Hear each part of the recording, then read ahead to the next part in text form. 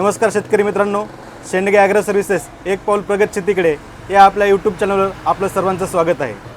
शेतकरी मित्रांनो, यावर्षीच्या मान्सूनवर अल निनोचं सावट असल्यामुळे आपल्याला जो यावर्षी मान्सूनचा पाऊस पडणार आहे याच्यामध्ये तफावत राहणार आहे आणि दोन पावसामध्ये खंड पडणार आहे आणि पडलाच तर एकदाच भरपूर पडेल आणि नंतर कमी जास्त प्रमाणात पडणार। अशा वेळेस आपण आपल्या पेरणीची बियाण्यांची कशी काळजी घेतली पाहिजे आज आपण पाहणार आहोत। शेतकरी मित्रांनो, माझी कळकळीची विनंती आहे की यावर्षी आपल्या पेरणी करताना आपल्या बियाण्यांना सीड ट्रीटमेंट म्हणजेच बीज प्रक्रिया केल्याशिवाय कुणीही पेरू नये। आज आपण रिलेगेअर ॲग्रो बायोलाईफ सायन्स प्रायव्हेट लिमिटेड कंपनीचं बीजग्रो या नावाचं प्रॉडक्टची माहिती पाहणार आहोत। ते प्रॉडक्ट माझं म्हणणं आहे, सीड ट्रीटमेंट करताना तुम्ही कुठल्याही कंपनीचं प्रॉडक्ट असेल तरी काही प्रॉब्लेम नाही, तुम्ही फक्त सीड ट्रीटमेंट करणं गरजेचं आहे। माझ्याकडे जे बीजग्रो नावाचं प्रॉडक्ट आहे त्याच्याबद्दल मी माहिती सांगणार आहे।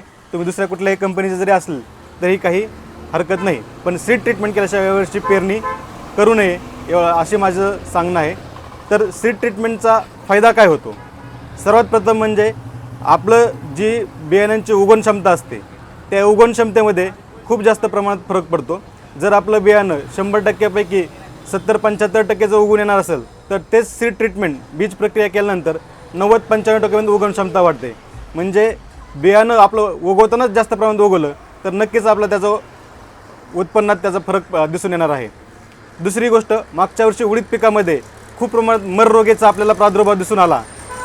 मर रोगापासून आपलं जर पीक वाचवायचं असेल तर तुम्ही जर बीज प्रक्रिया केली तर मर रोग जो येतो तोपासून आपलं पीक वाचतं। तिसरी गोष्ट, आपण जे बियाणं पेरतो त्याला बऱ्याच वेळा पक्षी किंवा कीटक असतील हे खातात, तर या जे वास असल्यामुळे ते आपल्या कीटकांपासून पक्ष्यांपासून त्याचा बचाव होतो। अजून एक महत्त्वाची गोष्ट की आपलं जे बीज आपण पेरतो तर ह्या सीड ट्रीटमेंटमुळे त्या बियाला पोषक वातावरण तयार होते उगवण क्षमतेसाठी आणि ते पोषक वातावरणामुळे त्याची मुळांची संख्या वाढते। मुळांची संख्या वाढल्याने म्हणजे अन्न जे गोळा करायचे त्याचं क्रिया चांगली होते आणि आपलं येणारं पीक आहे ते चांगल्या पद्धतीने दिसून येतं। आपण एक डेमो केलेला आहे, हा डेमो आहे आपण मकाच्या बियांवर केलेला आहे। तर याच्यामध्ये आपण हे जे या ग्लासमध्ये जे दिसत आहे आपल्याला, हे 2 ग्लास केलेले आहेत आपण। तर याच्यामध्ये विदाऊट बीज प्रक्रिया केलेलं बियाणं आहे आणि याच्यामध्ये बीज प्रक्रिया केलेलं बियाणं आहे। तर याच्यामध्ये आपण सेम डेला बियाण्यांची लागण केली होती।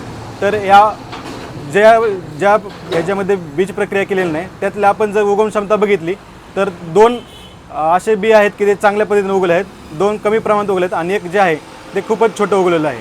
म्हणजे उगवतानाच कमी जास्त प्रमाणात उगवलेलं आहेत। मग आणि यात जर बघितलं आपण जे सीड ट्रीटमेंट केलेलं आहे याच्यामध्ये सर्व 5चे रोपे आहेत, बी आहेत तर एकसारखे प्रमाणात उगवले आहेत। एकसारख्या प्रमाणात उगवल्यामुळे त्यांचं एकमेकाशी कॉम्पिटिशन होत नाही, सर्व बियाणं उगवून येतं आणि उत्पन्नात त्याची नक्कीच वाढ झाल्याशिवाय राहत नाही। जे छोटं मागं पुढं झालेलं हे असतं नंतर सावलीमुळे हे उगवण्यात किंवा सशक्त न उगवल्यामुळे ते मर रोगेला बळी पडतं किंवा तुमचा थोडा स्ट्रेस जरी बसला तरी त्याला प्रॉब्लेम होतो। अजून सगळ्यात महत्त्वाचं बीज प्रक्रियेची माहिती फायदा म्हणजे जो अजैविक जैविक स्ट्रेस असतो, मग तो पाण्याचा स्ट्रेस असू द्या किंवा दुसरा कुठलाही स्ट्रेस असू द्या, त्याच्यापासून आपल्या बियाण्यांची आपल्या पिकाची नक्कीच त्याच्यापासून ते वाचतं आणि त्याचा फायदा होतो। आपण दुसरा एक डेमो घेतला होता, हा कपाशीचा घेतला होता, ह्याचा आधीचा घेतला होता। तर याच्यामधले 3 उगवून आले होते, तर 2 तर मरून गेलेले आहेत, एक आहे ते पण खूप म्हणजे एकच चांगल्या पद्धतीने उगवले आणि याच्यामध्ये तिन्ही जे उगवून आलेले बियाणं आहेत तर तिन्ही सशक्त आहेत आणि चांगल्या पद्धतीने त्यांची ग्रोथ होत आहे, सर्व एकसारखे आहेत। तर शेतकरी मित्रांनो, मला सांगायचं कारण एकच आहे की यावर्षीची जी कंडिशन आहे त्या कंडिशन पाहता बीज प्रक्रिया केल्याशिवाय कुणीही यावर्षी पेरणी करू नये। तर आपण जे हे रिलेगेअरचं बीजग्रो प्रोडक्ट आहे याच्यामध्ये असणार काय काय आहे, तर याच्यामध्ये रायझोबियम, मायकोरायझा, PSB म्हणजे phosphate solubilising bacteria, micro organism हे सर्वांचं मिश्रण याच्यामध्ये असणार आहे आणि ते आपण आपल्या सीड ट्रीटमेंटला जैविक आहे हे पूर्णपणे, त्याच्यामुळे याचा नक्कीच आपल्या पिकांना बियाण्याला फायदा होणार आहे. तर याचं आपण प्रमाण पण आहोत. जर तुमच्याकडे तुम्ही कांदा घेणार असाल तर कांद्याला एकरी 50 ml डोस याचा पुरेसा होतो.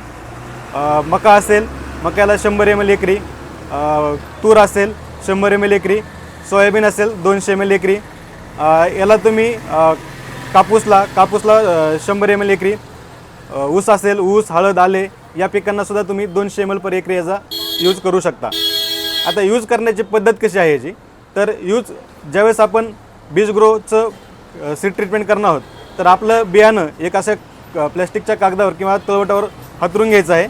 त्याच्यानंतर पूर्ण हातरल्यानंतर आपली जी बॉटल आहे ती बॉटल फोडून ते त्यातलं द्रावण सगळीकडे त्याच्या बियाण्यावर टाकायचं आहे आणि हँडग्लोव्जने घालून ते हाताने चोळून सगळीकडे ते बीज प्रक्रिया आपल्याला ते सगळ्या सीडला लागली पाहिजे अशा पद्धतीने त्याचं पसरून घ्यायचं आहे. आणि पसरवल्यानंतर 15 ते 20 मिनटं त्याला वाळू द्यायचं आहे आणि आपण ते पेरायला घ्यायचं आहे. नक्कीच अशा पद्धतीने जर आपण सीड ट्रीटमेंट करून बीज प्रक्रिया करून जर एखादं आपण जर पेरणी केली तर आपल्याला आपल्या प्लॉटमध्ये याचा इफेक्ट झाल्याशिवाय नक्कीच आपल्याला याचा आपल्या प्लॉटमध्ये इफेक्ट दिसणार आहे. तर माझं सर्व शेतकरी मित्रांना एकच विनंती आहे की यावर्षी तुम्ही बीज प्रक्रिया किंवा सीड ट्रीटमेंट केल्याशिवाय कुठलंही बियाणं पेरू नये. मग तुम्ही प्रोडक्ट कुठलंही वापरा. माझ्याकडे बीज ग्रो आहे त्यामुळे मी त्याचा डेमो दिला आहे. तुम्ही कुठल्याही कंपनीचं वापरा पण विदाऊट सीड ट्रीटमेंट यावर्षी पेरणी करू नये. प्रकारचे वेगवेगळे व्हिडिओ पाहण्यासाठी आपल्या शेंडगे ॲग्रो सर्व्हिसेस एक पाऊल प्रगत शेतीकडे या यूट्यूब चॅनलला सबस्क्राईब करा. धन्यवाद.